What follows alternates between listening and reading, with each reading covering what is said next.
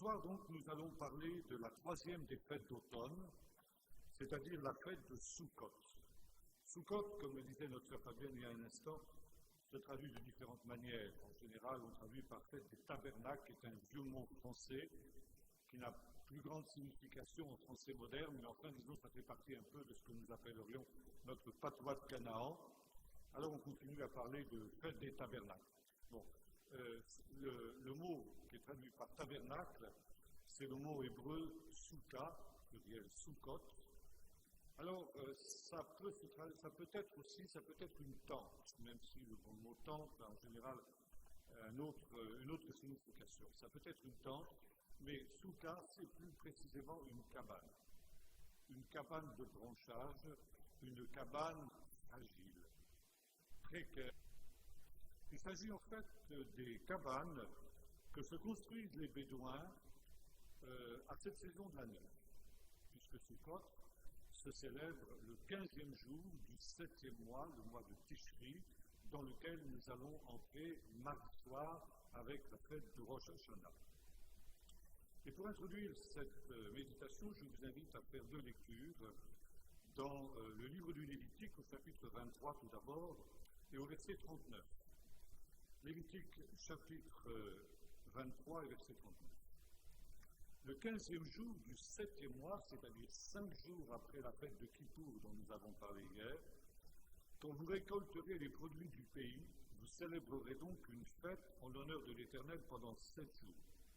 Le premier jour sera un jour férié et le 8e jour sera un jour férié. Vous prendrez le premier jour du fruit des beaux arbres, des branches de palmier, des rameaux d'arbres touffus et des saules de la rivière, et vous vous réjouirez devant l'Éternel votre Dieu pendant 7 jours. Vous célébrerez chaque année cette fête à l'Éternel pendant 7 jours.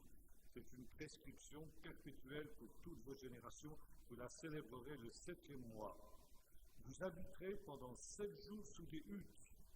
Tous les autochtones en Israël demeureront sous des huttes, afin que vos descendants sachent que j'ai fait habiter sous des huttes les Israélites, après les avoir fait sortir du pays d'Égypte. Je suis l'Éternel, votre Dieu.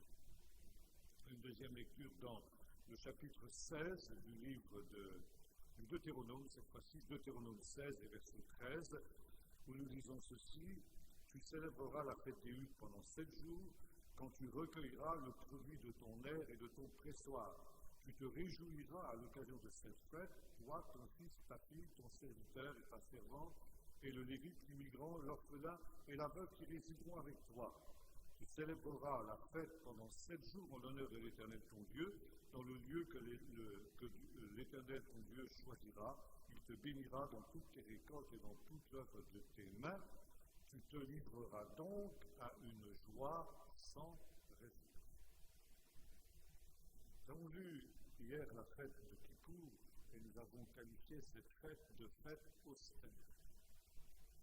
Par contre, la fête de Sukkot, fête qui se célèbre pendant 8 jours, c'est-à-dire 7 jours plus 1, est au contraire une fête joyeuse. On peut même dire que c'est la plus joyeuse de toutes les fêtes. Le verset suivant nous dit ceci: 3 fois par an, tous les hommes d'entre vous se présenteront devant l'Éternel ton Dieu dans le lieu qu'il choisira, à la fête des pains sans levain, à la fête des semaines et à la fête des huttes, à la fête des Sukkot. Ces 3 fêtes, qui sont les fêtes majeures du calendrier, c'est-à-dire Pâques, Pentecôte et Sukkot, sont appelées en hébreu les 3 régalim, c'est-à-dire les pèlerinages à pied, du mot régel qui signifie les pieds. Ça veut dire on monte à pied à Jérusalem pour célébrer ces fêtes, et c'est une obligation pour tous les hommes d'Israël. Les femmes peuvent se dispenser éventuellement, mais les hommes non. Ils sont tenus de se présenter 3 fois par an pour ces rendez-vous dont nous avons parlé le premier soir, les Moadim, les rendez-vous de Dieu pour rencontrer le Seigneur. Il y a 2 de ces fêtes qui durent pendant 7 jours plus 1, soit 8 jours. La première, c'est la fête de Pâques, et la deuxième, c'est ici notre fête de Sukkot. Fête de Sukkot est la dernière des fêtes d'automne, la dernière des fêtes du 7e mois, et qui a deux sens, comme toutes les fêtes bibliques finalement, un sens agricole. D'abord un sens agricole, c'est-à-dire que c'est une fête qui se célèbre à la fin de l'année agricole. Ça veut dire quand on engrange les dernières récoltes. Et ce faisant, on se trouve en possession de toutes sortes de bénédictions, de bienfaits dont Dieu a comblé son peuple tout au long de l'année agricole qui s'achève. Et le premier sens de cette fête, c'est de bénir Dieu pour cette abondance de récolte dont il a comblé son peuple pendant cette année qui s'achève. C'est donc une fête de joie, parce qu'on rend grâce à Dieu à cause de toutes les bénédictions dont il nous a comblés pendant l'année qui vient ici de s'écouler. Et en même temps, bien sûr, on demande à Dieu de bénir la nouvelle année agricole qui va, elle aussi, commencer. Soukot est le moment où l'été s'achève, parce qu'il y a deux saisons en Israël, l'été et l'hiver, et les premières pluies, les pluies d'automne vont commencer.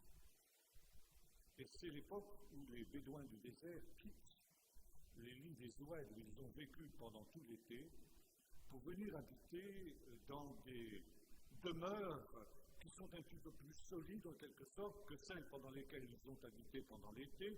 Et là, ils vont donc passer l'hiver sur des hauteurs. Et enfin, Soukot, sur le plan agricole, est aussi l'époque de la récolte des dattes, qui est un des produits essentiels du désert et qui permet aussi la subsistance des Bédouins. Et voilà, le peuple d'Israël, pendant le temps de l'Exode, a vécu comme un peuple de nomades, comme un peuple de Bédouins. Puis, le Seigneur l'a fait entrer dans la terre promise, et là il s'est installé. Il s'est installé dans des maisons en mur, il a planté des jardins, des vignes, etc. Et il a pu jouir de l'abondance du pays dans lequel coule le lait et le miel. Et nous avons dit le premier soir que le peuple d'Israël est le peuple du souvenir. Et Dieu lui dit, quand tu seras installé dans ce pays d'abondance, quand tu jouiras de toutes ces bénédictions dont le Seigneur prendra plaisir à te combler, il y a une chose que tu ne devras pas oublier, c'est que tu as été errant dans le désert pendant 40 ans. Tu te souviendras qu'avant d'être en possession de ce pays promis et de ce pays béni, tu as erré 40 ans dans le désert. Et pour que tu t'en souviennes, une fois par an, tu déménageras et tu retourneras au désert vivre comme tes pères ont vécu.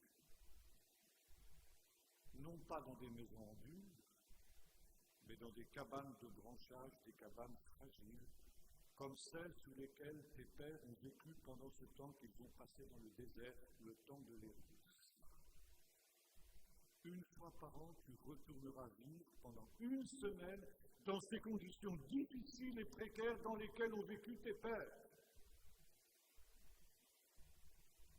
Et voyez-vous, il y a une très très grande leçon spirituelle derrière cet ordre que le Seigneur donne à son peuple. Pourquoi cet ordre de déménager dans ces sous-coques, dans ces cabanes fragiles? Non seulement pour se souvenir de ce qui s'est passé, mais aussi pour apprendre à se désinstaller. Moïse, avant sa mort, et c'est une des dernières lectures qu'on fait à cette période, avait appris à Israël un cantique prophétique qu'on appelle le cantique à Azinou, écoutez. Écoutez ciel et je parlerai. C'est un ordre qui est donné au peuple d'Israël, écoute.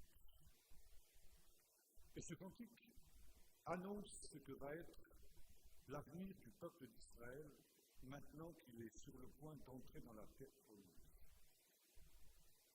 Moïse commence par rappeler tous les bienfaits dont le Seigneur a comblé le peuple d'Israël Et soudain, le ton change d'une manière dramatique dans ce cantique. Et il dit ceci.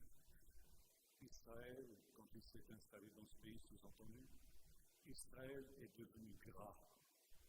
Il a régimbé et il a oublié le Dieu de son salut.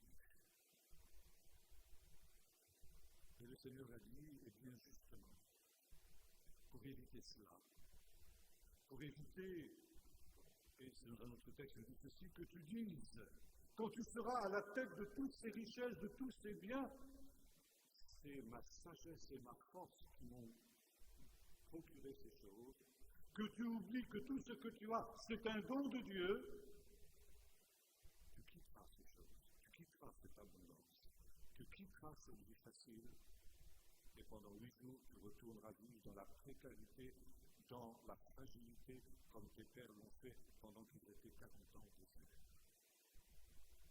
Tu apprendras une fois par an à déménager, tu apprendras une fois par an à te désinstaller, à sortir de ton confort, à sortir de ton orgueil, à sortir de ta suffisance, pour à nouveau te retrouver dans la condition dans laquelle étaient les Israélites quand ils étaient dans le désert, c'est-à-dire dans une pleine dépendance de Dieu, pour reconnaître que ta vie, elle ne dépend que de Dieu et que de Dieu seul. Un mot sur la Souka, cette hutte de branchage. Cette hutte de branchage, encore aujourd'hui, les Israélites respectent cette prescription. Et on ne retourne pas forcément vivre au désert, bien sûr, tout le monde n'est pas à portée du désert, mais en tout cas, on construit une cabane qui doit être une cabane qui est faite d'éléments naturels. On n'a pas le droit d'employer de produits artificiels, tels que par exemple le plastique, les métaux ou des choses comme ça. Il faut prendre uniquement du bois, et encore un bois qui est assemblé sans l'aide de clous, sans l'aide de quoi que ce soit qui soit artificiel, uniquement avec des cordes ou des choses semblables. Le toit de la souka doit permettre de voir le ciel, de voir les étoiles. Et pendant les 8 jours que dure la fête, eh bien, on va manger, en tout cas sous la souka, c'est une obligation. Et si possible, dormir sous la souka, ce qui se fait assez peu aujourd'hui en Israël moderne, si ce n'est pour les plus religieux, qui, eux, vont respecter cette prescription à la lettre et dormir sous la souka. Alors, vous le voyez, dans cette période de l'année, 5 jours, plutôt le lendemain de Kippour, on commence à construire les soukottes un peu partout dans les jardins. Et si on n'a pas de jardin, qu'est-ce qu'on fait? On construit la souka sur le balcon, sur la terrasse de la maison ou de l'appartement. Et pendant les 8 jours de la fête, on va manger sous la souka dans un temps de grande réjouissance. Et selon une vieille tradition, dont l'origine se perd dans la nuit des temps, chaque soir de la fête, on va recevoir un hôte biblique sous la souka. Ainsi, le premier soir, on reçoit Abraham, le père de la nation, le patriarche. Le deuxième soir, on reçoit Isaac, celui justement qui a vécu sous des tentes également. Le troisième jour, on reçoit Jacob. Le quatrième jour, on reçoit Joseph. Le 5e jour, on reçoit Moïse. Le 6e jour, on reçoit Aaron. Le 7e jour, on reçoit David. Et le 8e jour, on reçoit le Messie. Et voyez-vous, c'est ainsi toute l'histoire du peuple d'Israël qui passe dans le souvenir du peuple pendant ces 8 jours de la fête. Tu te souviendras. Souviens-toi, Israël. Et on parle des origines du peuple d'Israël, l'appel d'Abraham, qui a quitté justement le confort dans lequel il était installé à Ur des Chaldéens, jusqu'à la venue du Messie au dernier jour, qui lui établira un royaume inébranlable, qui est totalement différent de cette hutte précaire dans laquelle on aura vécu pendant 7 ans.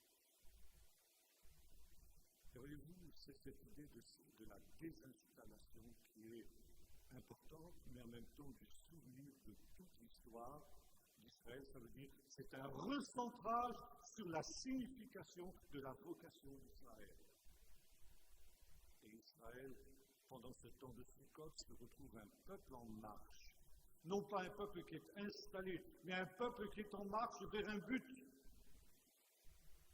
La Jérusalem céleste qui sera instaurée avec la venue du Messie. Et si Israël, pendant l'année qui vient de s'écouler, a eu la tentation de s'arrêter dans cette marche, soudain, au temps de cette fête de Sukkot, il se trouve à nouveau propulsé en avant, en route, vers la cité qui a des solides fondements, celle dont Dieu est l'architecte et le constructeur. Maintenant, notre texte de Exode 23 nous dit « Tu célébreras cette fête avec 4 végétaux. 4 végétaux que l'on appelle les 4 espèces de Sukkot. 2 de ces végétaux nous sont précisés dans notre texte. Le premier, c'est la branche de palmier, que l'on appelle en hébreu lulav, et qui est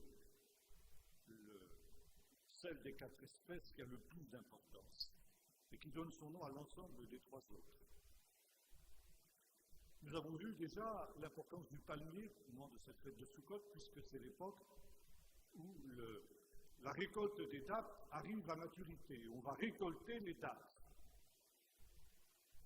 Le deuxième de ces végétaux, la deuxième de ces 4 espèces, c'est le saule. Et puis ensuite, il nous est dit des arbres touffus et du fruit des beaux arbres. Ça veut dire que l'identité de ces 2 autres espèces ne nous est pas précisée. Et selon une vieille tradition, c'est Salomon, le roi sage parmi tous. Celui dont il nous est dit qu'il a parlé sur tous les arbres, depuis le cèdre qui pousse sur les montagnes du Liban jusqu'à l'hysope, le plus petit qui pousse dans le creux du rocher. C'est lui qui, par une révélation de Dieu, a identifié les 2 autres espèces de Sukkot. Et c'est ainsi que l'arbre touffu, encore aujourd'hui, est assimilé avec les myrtes, et le fruit des beaux arbres est assimilé avec un agrume de la famille des citrons, qu'on appelle le cédran en français, qui s'appelle l'étrog en hébreu, qui est un gros citron, plus gros que le citron habituel. Et ces 4 espèces de Sukkot, elles ont aussi une grande signification. Une signification aussi de mémoire.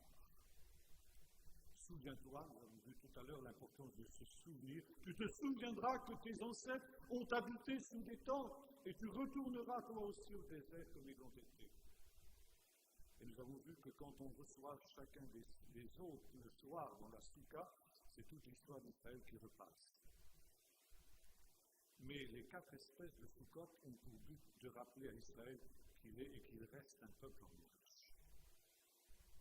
Et les 4 espèces sont 4 étapes décisives de l'entrée, de la transition du peuple d'Israël qui est passé du désert, de l'errance du désert, jusqu'à la stabilité, parce que finalement la fête de Sukkot commence dans le désert, et nous allons voir qu'elle se termine dans le temple, qui est la demeure stable, la demeure éternelle de Dieu. On va de l'errance du désert jusqu'au temple, jusqu'à Jérusalem, jusqu'à l'endroit où Dieu a décidé de faire résider son nom. Et les 4 espèces de Sukkot sont 4 étapes qui nous conduisent du désert jusqu'au temple. La première de ces 4 espèces, nous l'avons vu, c'est le palmier. Le palmier est un arbre essentiellement qui pousse dans le désert.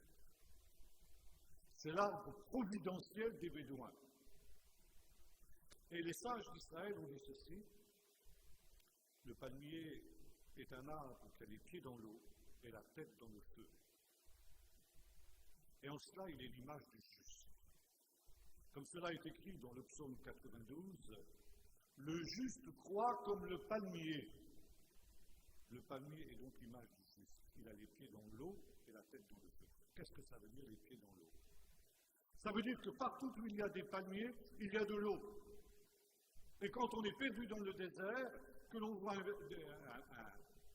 un ensemble de palmiers, on dit là au moins il y a de l'eau. Et l'eau, c'est la vie dans le désert.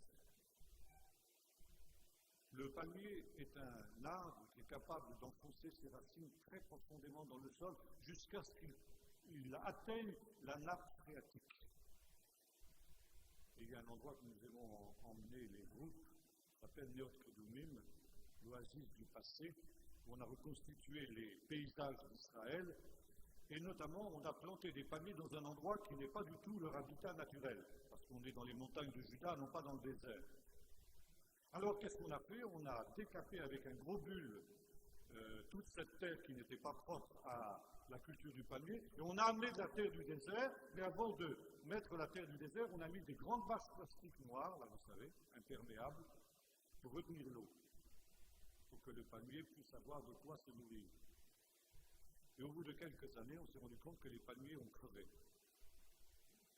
Et quand on a essayé de voir pourquoi, c'était tout simplement parce que les palmiers avaient enfoncé leurs racines tellement profond qu'ils avaient crevé les bâches plastiques et toute l'eau s'était partie dans le sous-sol et les palmiers étaient morts.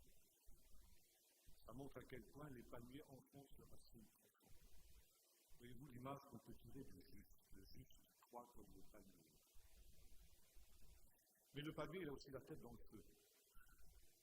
Pourquoi? Parce qu'il est dans le désert, où il y a un soleil torride. Et le feu est aussi l'image du Saint-Esprit. La Bible, plutôt l'eau est l'image de la Bible, la parole de Dieu.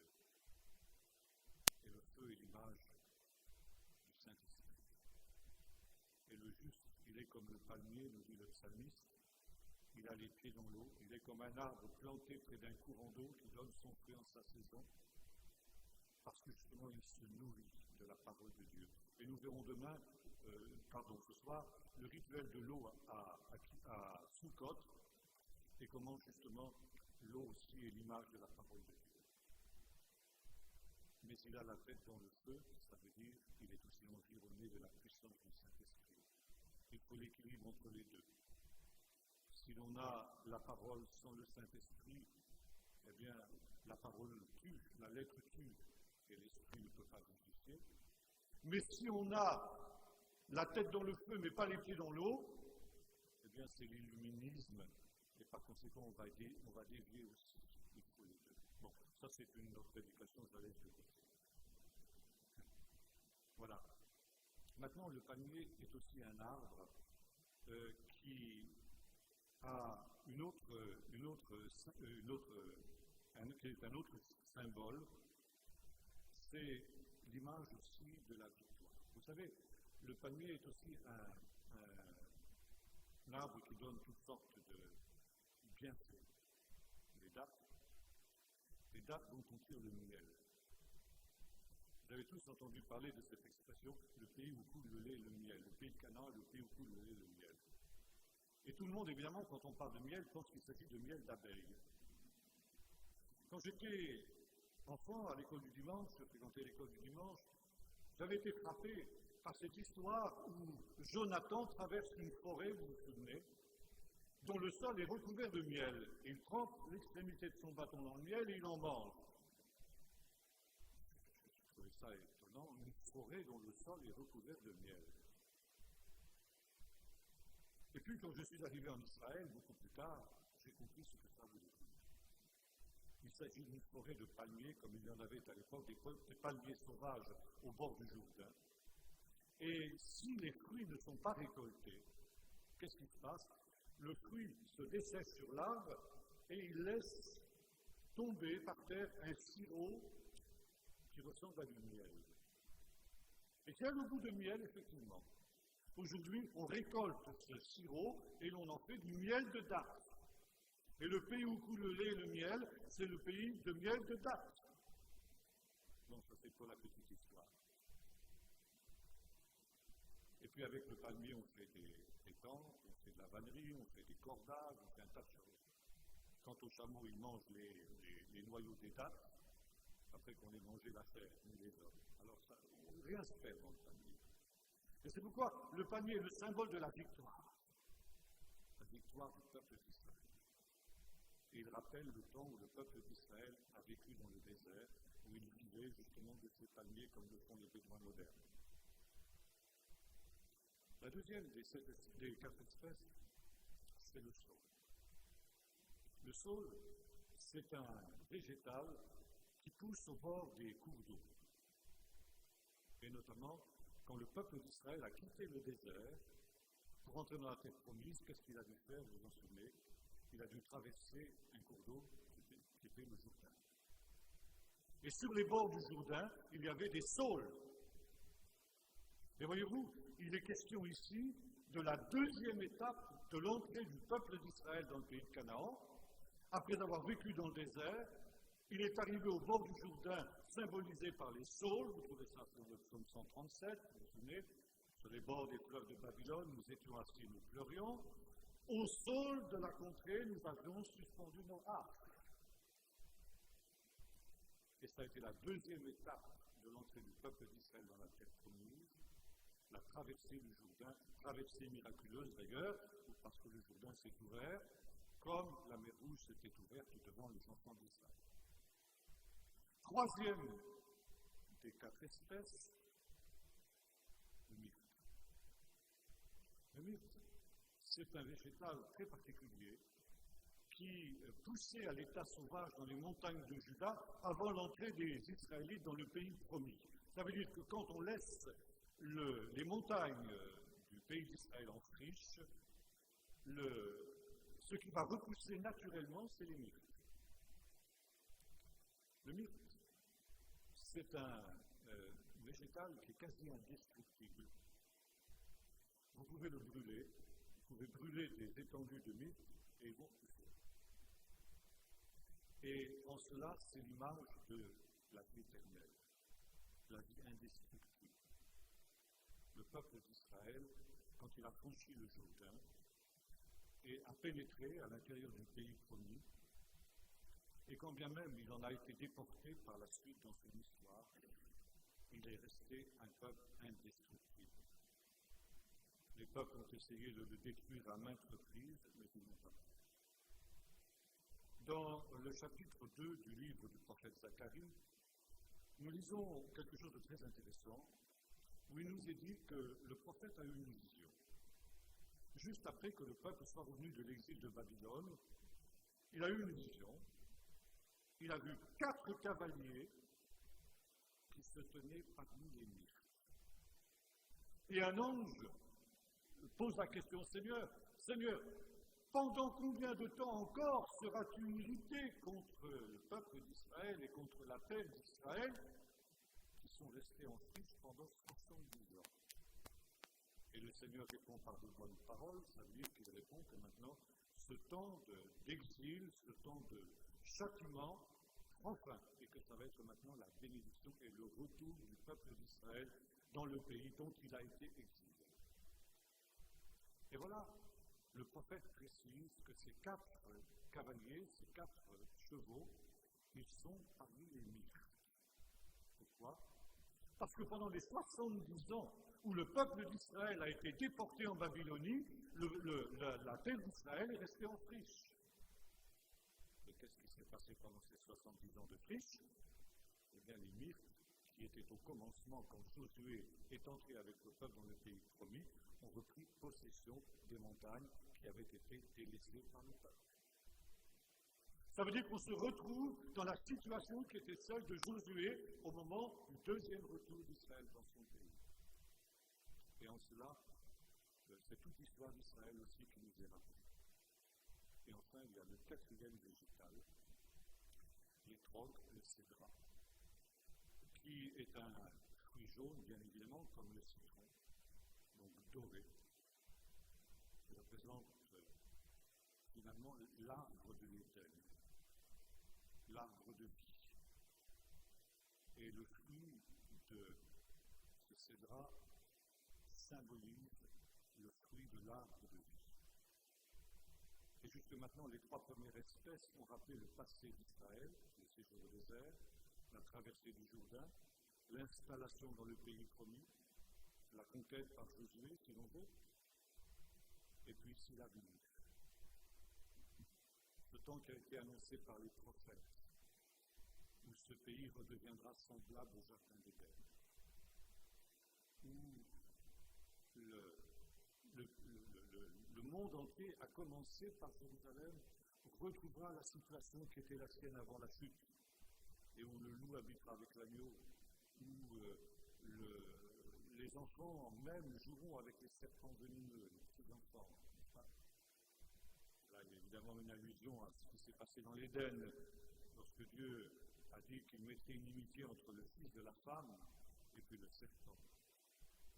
Et voyez-vous, dans cet Éden retrouvé dans l'avenir, après la venue du Messie, après le temps messianique, eh bien, même cette inimitié entre l'enfant et le serpent venimeux aura pris fin, et le serpent venimeux lui-même aura perdu son agressivité et son caractère mortel, parce que ce sera la vie éternelle qui aura été accordée à l'homme.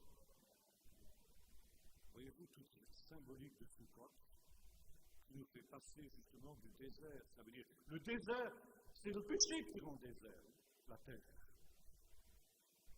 Et c'est là où on passe du temps où le péché semble victorieux et où la terre a été réduite à un désert, au moment où elle produira des arbres splendides, comme le dit notre texte, l'arbre de vie, qui se trouvait dans le paradis de Dieu et qui sera rendu au dernier jour, comme nous le voyons dans les deux derniers chapitres de l'Apocalypse. C'est ça, l'arbre de vie qui est planté le long du cours d'eau et qui donne son fruit 12 fois par an, fruit qui sert à la guérison des nations. Maintenant, le rituel de Sukkot ne s'arrête pas là. Sukkot, c'est aussi un de ces trois régalim, nous en avons parlé tout à l'heure, de ces trois pèlerinages à pied, mais c'est la plus grande de toutes les fêtes d'Israël. D'ailleurs, dans la tradition, on l'appelle tout simplement la fête.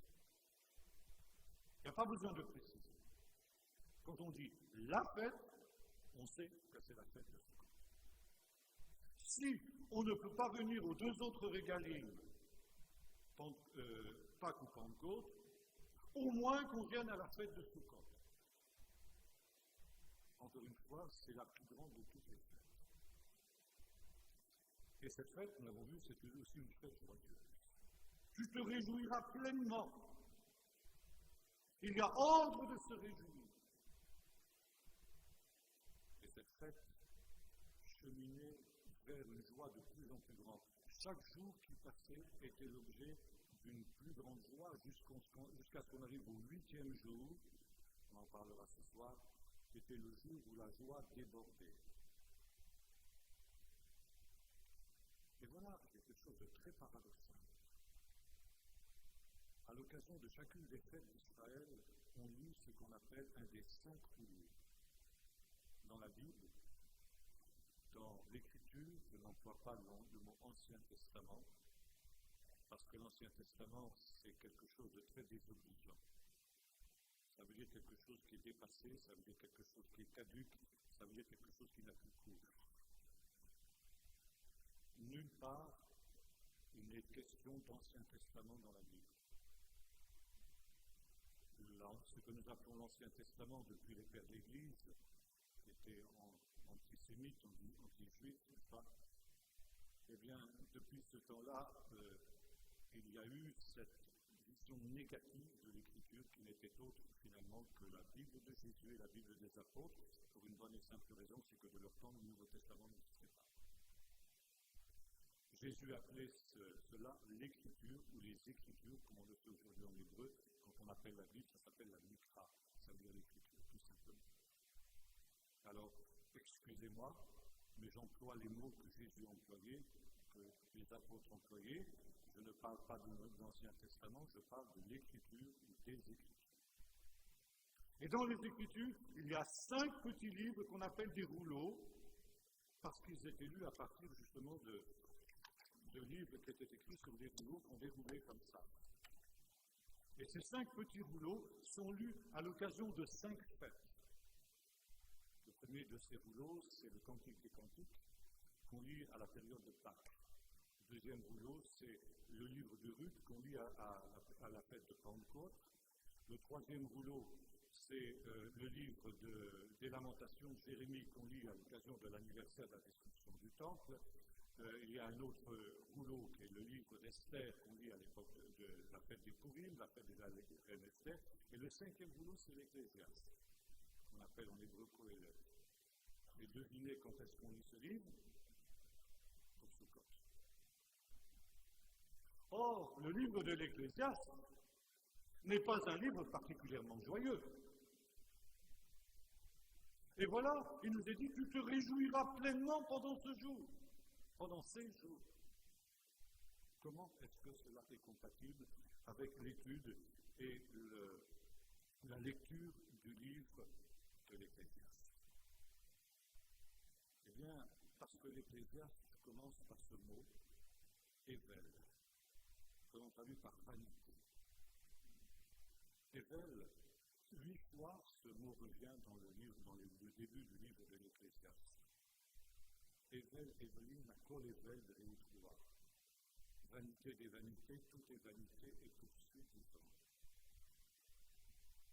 Ével, ça veut dire littéralement rien, zéro, néant, inexistence. Ça veut dire aussi les idoles. Les idoles sont des riens, sont des néants, sont des réalités qui n'existent pas, des dieux qui n'existent pas. Il y a un seul Dieu qui existe, c'est le Dieu d'Israël. Et voilà, nous dit l'Ecclésiaste, néant, rien, zéro. Rien n'a de valeur, rien n'a d'importance dans le soleil, sous le soleil, pardon. Tout est sans signification. Tout ce à quoi l'homme accorde une importance. Le travail, le bonheur, la réussite, l'argent, bref. Les maisons, les jardins, les vignes, toutes ces choses-là. Finalement, à quoi ça sert? Rien. Tout passe, tout disparaît. Il n'y a rien de stable dans ce monde. Il n'y a rien de durable. L'homme est un voyageur qui va vers le rien, vers le néant, vers la mort. Et ce faisant, l'homme est un errant. Il est un bédouin. Il est quelqu'un qui vit dans le désert. Et quand il essaie de s'accrocher à quelque chose qui va lui sembler stable, sa maison, ses jardins, ses vignes, son travail, sa famille, son bonheur, sa réussite, que sais-je encore, il se fourvoie, il se trompe. Il ne se rend pas compte que toutes ces choses, elles ne sont que des néants, que des riens, que des idoles, que des choses qui sont sans valeur, sans signification. Et voyez-vous, si nous rejoignons exactement le sens de la fête de Sukkot, déménager. Ça veut dire prendre à nouveau la mesure de la véritable signification et de la véritable valeur des choses. Tu es tenté en tant qu'être humain à t'attacher à toutes ces réalités. Ta maison, ton travail, ta famille, ta réussite, ton argent, que sais-je encore? Mille et une choses. Et la fête de Sukkot, cet appel à déménager une fois par an, est un appel à prendre conscience que toutes ces choses-là, ça ne sert à rien. C'est néant. Ça n'a aucune signification. Ça n'a aucune valeur. Ével, c'est aussi la vapeur. Le néant, c'était le nom du deuxième fils d'Adam, que l'on traduit par Abel.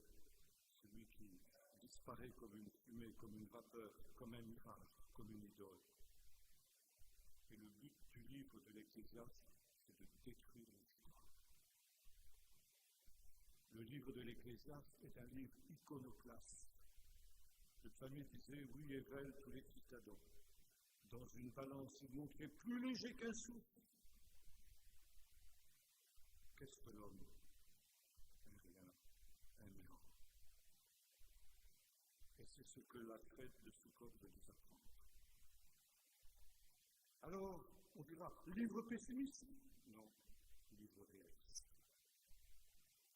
C'est le grand homme de lettres qui était Bernanos, qui a écrit quelque chose de très beau et qui pourrait résumer justement le sens du livre de l'Ecclésiaste. Il a écrit ceci: seul pour être prêt à espérer des choses qui ne trompent pas, non seulement pour espérer des choses qui ne trompent pas, il faut avoir appris à désespérer de ceux qui trompent. Pour pouvoir espérer dans les choses qui ne trompent pas, il faut avoir appris à désespérer des choses qui trompent. Et c'est le sens de Sukkot. Apprendre à désespérer des choses qui trompent. Les livres de l'Ecclésiaste et la fête de Sukkot détruisent les fausses espérances. Tu retournes habiter sous une soukha qui est l'image de ton corps, de ta vie, fragile comme cette soukha. Un souffle de vent et il n'en reste plus rien. Et tu apprends ici à vivre dans l'errance, dans la précarité, comme un pèlerin qui est en route, qui est en marche, et dont rien n'est assuré. Et voilà, le livre de l'Ecclésiaste commence de cette manière, nous l'avons dit tout à l'heure, vanité, néant. Et comment se termine-t-il? Crains Dieu et observe ses commandements, car c'est là le tout de l'homme. Ça commence par le rien et ça se termine par le tout. On va du rien au tout. On apprend à désespérer des choses qui trompent et pendant les 8 jours de la fête, on apprend à espérer dans les choses qui ne trompent pas. Et quelles sont les choses qui ne trompent pas? Il y en a une seule. Dieu. On va des idoles et belles, des idoles qui trompent, et tout peut devenir idole dans notre vie. On va de ces multiples idoles qui nous entourent, qui nous séduisent, qui nous trompent. Et après les avoir détruites une à une, on va vers le seul Dieu unique, la seule raison d'espérer et la seule raison de se réjouir, Dieu qui est tout.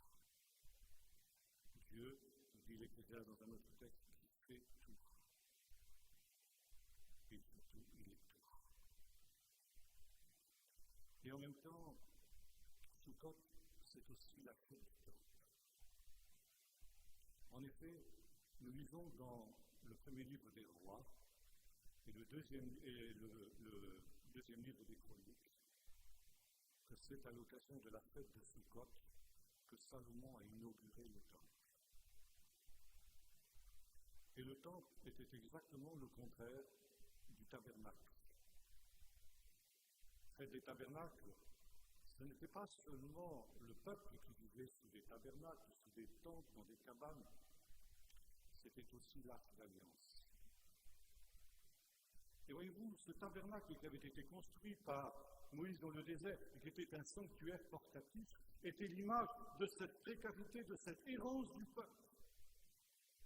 Et lorsqu'il va construire le tabernacle, David va dire quelque chose de très intéressant. Je l'ai noté là, je ne le retrouve plus parce que j'avais pensé faire ça en deux temps. Il dit ceci: nous avons été jusque maintenant, je résume ce texte, nous avons été, dit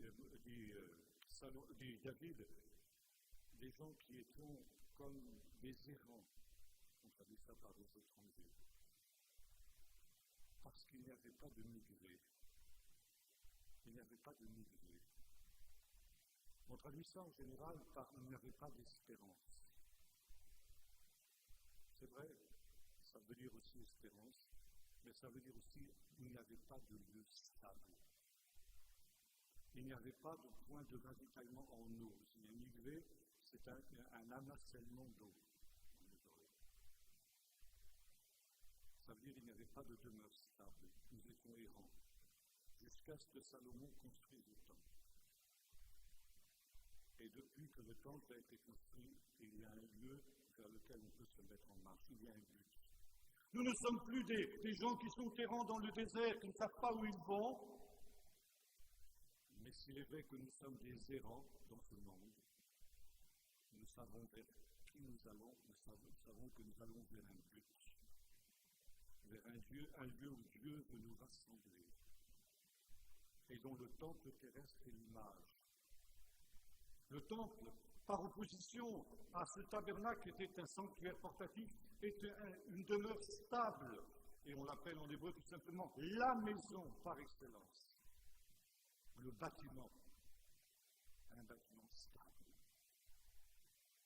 Et Sukkot, c'est justement ce passage de l'errance à la stabilité.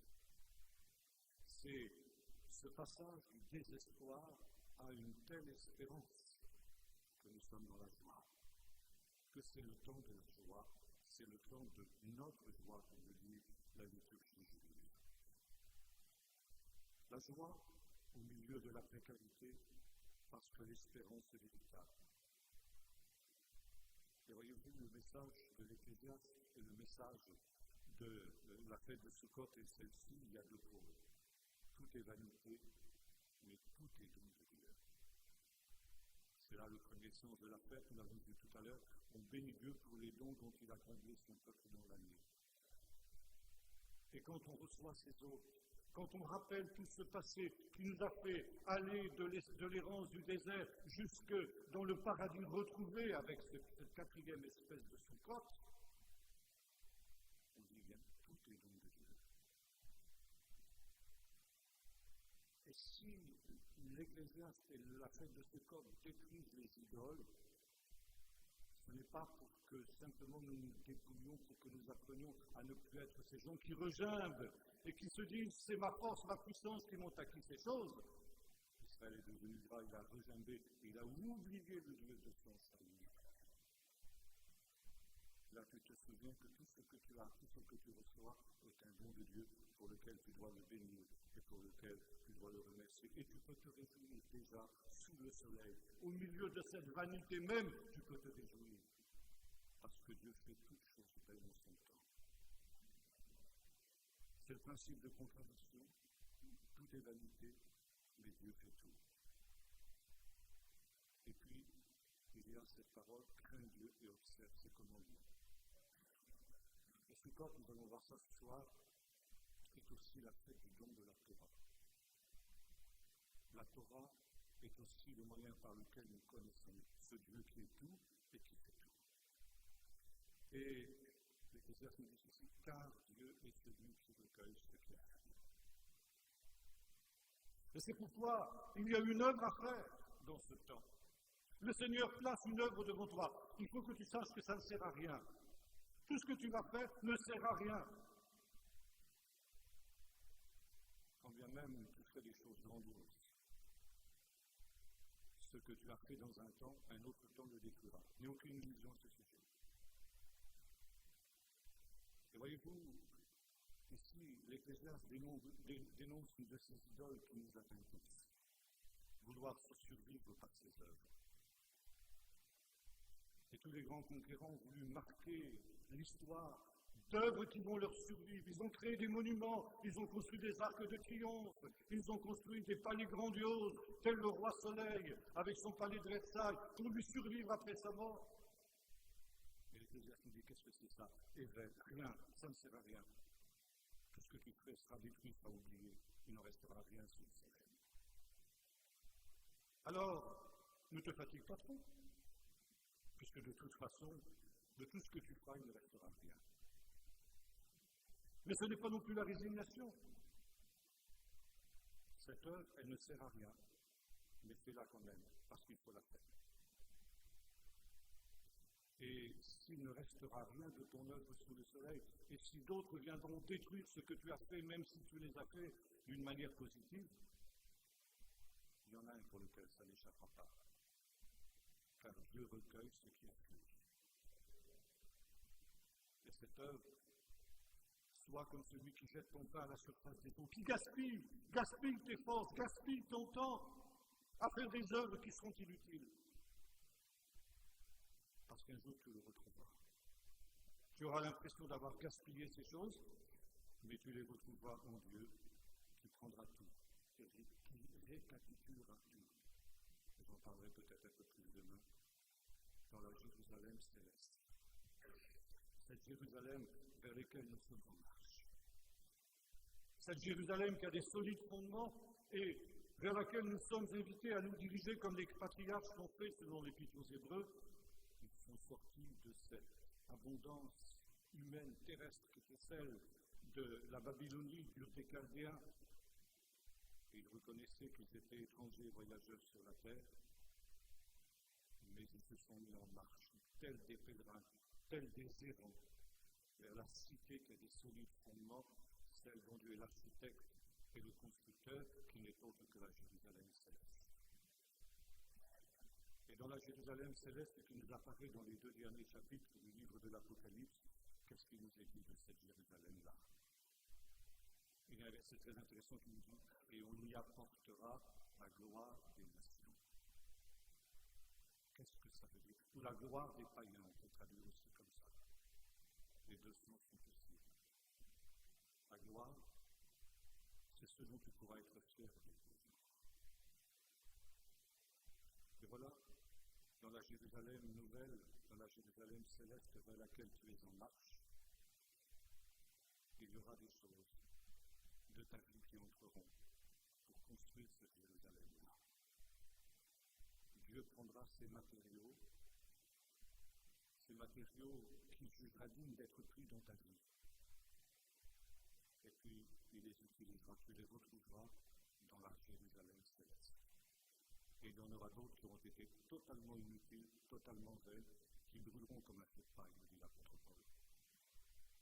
Tu construis ta vie soit avec de l'or, de l'argent, des pierres précieuses, des choses durables, ou avec du bois et du chaume, qui brûlera au dernier jour, comme cette cabane qui est emportée par le vent, cette cabane de Sécon. Et puis il y a des choses qui seront jugées dignes par Dieu d'entrer dans la nouvelle Jérusalem, on y apportera la gloire des nations. Ces choses belles que Dieu fait ensuite. Ces choses que tu reconnais comme belles. Parce que Dieu t'a donné justement de les reconnaître les choses qui ont une véritable valeur, et celles qui n'en ont pas, tu les as abandonnées comme on les abandonne au moment où on déménage pendant ce temps de Sukkot. Et là, je vais prendre simplement un exemple. J'ai 5 minutes encore. C'est celui du grand musicien Jean-Sébastien Bach. On raconte qu'à la fin de sa vie, il était arrivé un jour dans un concert que donnait le roi Frédéric le Plus. Et comme tous les souverains de son temps, tous les grands de son temps, le roi Frédéric se piquait de musique. Il gratouillait sur un violon, il n'était pas doué du tout. Il jouait mal de ce violon, bien sûr. Et il avait essayé, à l'occasion de cette fête, de composer une œuvre que ces musiciens devaient exécuter. Il avait écrit une petite chansonnette, mais 3 mesures, il était incapable de faire plus. Et soudain, on vient lui dire, M. Bach est arrivé. Il n'était pas prévu à ce concert, mais il en avait entendu parler, il était venu. Et le roi lui a dit, ah mais qu'ils viennent, ça tombe très bien. Alors Bach a été introduit, et le roi lui a dit, est-ce que tu pourrais m'arranger un petit peu cette espèce de chansonnette minable que j'ai faite, quoi. Il était bien conscient de ses limites. Bach lui a dit, pas de problème, il s'est mis au piano pendant 3 heures d'horloge.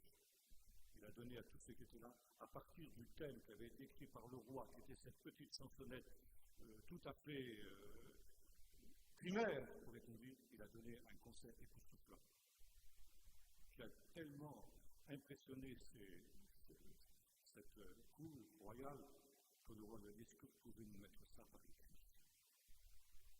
Et Bach a fait, et on appelle ça aujourd'hui, les musiciens connaissent ça, l'offrande musicale. C'est l'œuvre de Bach, et en même temps c'était l'œuvre du roi. Le roi, il avait fait quoi? 0,1% du travail, et Bach avait fait tout le reste, mais c'était quand même l'œuvre du roi.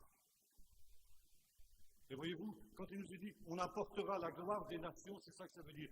Tu fais des œuvres qui sont minables, qui sont inutiles, qui sont belles, qui sont sans importance. Et le Seigneur les prend et il les multiplie comme les pains et les poissons. Et il en fait une œuvre belle que tu retrouveras dans la Jérusalem céleste. Ce sera l'œuvre de Dieu, mais ce sera aussi un peu ton œuvre. Et tu pourras dire, ben ça c'est quand même moi, c'est moi qui l'ai fait. Et c'est ça la signification de la fête de Sukkot. Je voudrais terminer simplement par cette parole qu'on trouve dans le livre du prophète Osée. C'est pourquoi je l'attirai au désert, et là je parlerai à son cœur.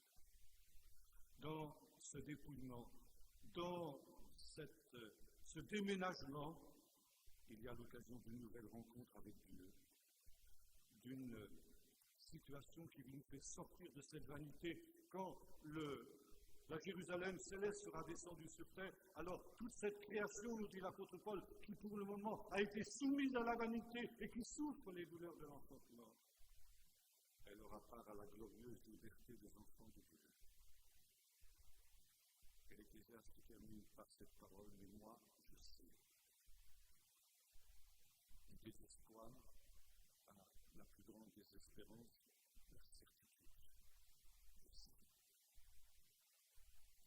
Et l'itinéraire que nous devons parcourir pendant la fête du Sukkot, que le peuple d'Israël est invité à parcourir et que nous sommes invités aussi quand nous méditons sur ces choses à parcourir, c'est aller de ce néant à cette certitude.